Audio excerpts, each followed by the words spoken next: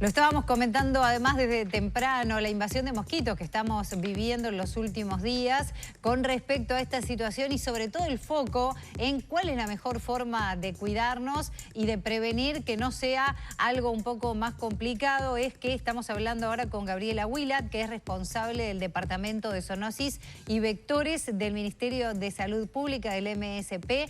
Bienvenida, un gusto recibirla. Muy buenos días para todos. Es el tema, ¿no?, que estamos comentando todos desde hace un tiempo. Se está viviendo esta situación y empecemos por eso, lo que queremos saber todos. ¿Cuál es la mejor forma de cuidarnos, de protegernos y que de repente, como dicen a veces, que el remedio no sea peor que la enfermedad? Bueno, esta es una invasión que quizás no recuerden, pero se da todos los años prácticamente, a veces más cerca del otoño, al finalizar el verano.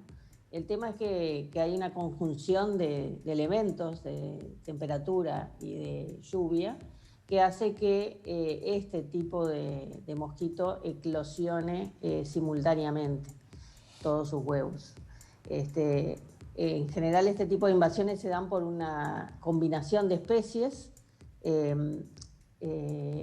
Culex, que es el mosquito común, el más conocido, y después también está el Aedes albifasciatus, que es un mosquito un poco más silvestre, que quizás sea el que puedan identificar porque es un mosquito más grande, más oscuro, muy agresivo.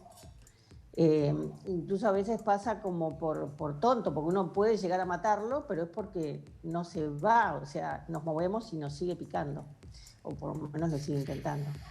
Tiene hábitos diurnos y es un mosquito que vive en el exterior de los domicilios, no es el que entra a casa y puede llegar a entrar, pero no es su hábitat. Entonces, bueno, tiene estas características diferentes de otros mosquitos. Y dadas esas características, bueno, tenemos que pensar cómo protegernos. O sea, estas invasiones pasan, o sea, son unos días, incluso quizá puedan notar que hoy hay un poco menos de mosquitos que ayer, o sea, esto va a ir pasando.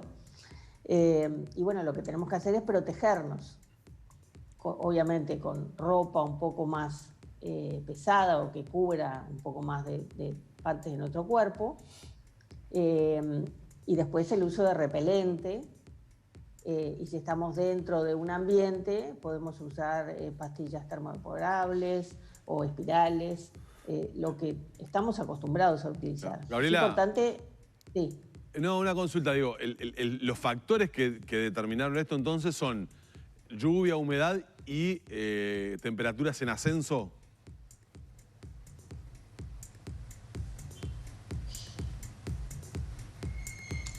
Se cortó, no escuché la pregunta. Te consultaba si los factores que fueron determinantes para esta eclosión de mosquitos por todos lados fueron la lluvia, la humedad en ascenso y también las temperaturas en ascenso de estos últimos días.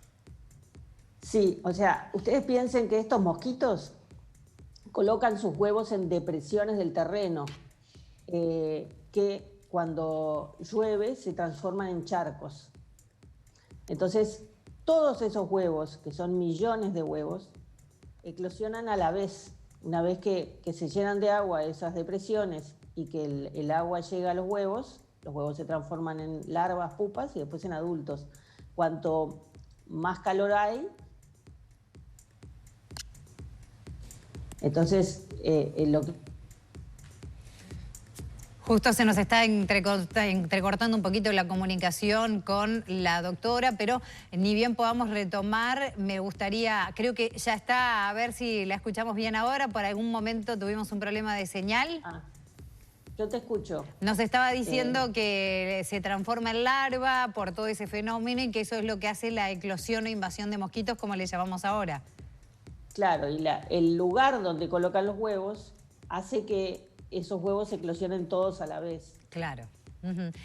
Algo que yo quería también preguntarle, usted hablaba, por ejemplo, del uso del repelente, de diferentes factores que de repente se ponen en el ambiente, pero en el fondo uno siempre se pregunta, no dejan de ser químicas y no dejan de ser tóxicos, por algo mueren los mosquitos. ¿Qué precauciones hay que tener a la hora de usarlos, tanto en el ambiente como sobre todo sobre la piel, y haciendo, me gustaría, hincapié en las poblaciones, de repente, de los adultos más grandes y de los niños, con respecto a cualquier repelente, ¿está bien? Bueno, siempre hay que leer las instrucciones y seguir las instrucciones del fabricante. En cuanto a niños y personas mayores, es importante consultar al médico, o sea, cuán frecuente es considerado aplicarlo.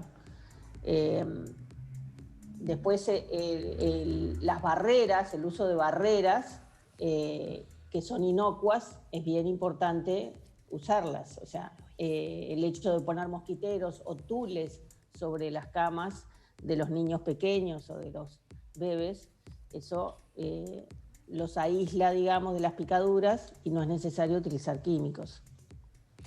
Perfecto, Gabriela, completísima la información, muchísimas gracias y bueno, lo tendremos en cuenta. Es cuestión de esperar unos días, armarse de paciencia y esperar que las condiciones no sean tan favorables y se vayan. Pero va a pasar, va a pasar. Lo que es importante también destacar es que este tipo de mosquitos no es vector principal de ninguna de las enfermedades. Esto también hay que aclararlo. Perfecto. Más allá de lo cual, igual hay que seguir tomando las precauciones de siempre por el Aedes aegypti, más allá de que la no llegada de extranjeros lo hace quizás menos probable en cuanto a la infección, pero siempre descacharrar y seguir teniendo todas esas precauciones. Siempre. En esta época hay igual mucho Aedes aegypti, o sea que por más que lo que tú decías, que es totalmente cierto, la falta de movilidad hace que estemos en cierta forma protegidos, recuerden que igual los camioneros entran, o sea, hay cierto tránsito y la región está bastante complicada en ese sentido, o sea que a ponerse las pilas en cuanto a la eliminación de criaderos en nuestras casas. Que un problema no nos haga olvidar del otro. Gabriela Wieland, muchísimas gracias, responsable del Departamento de Zoonosis y Vectores del Ministerio de Salud Pública. Será hasta la próxima. Que pasen bien.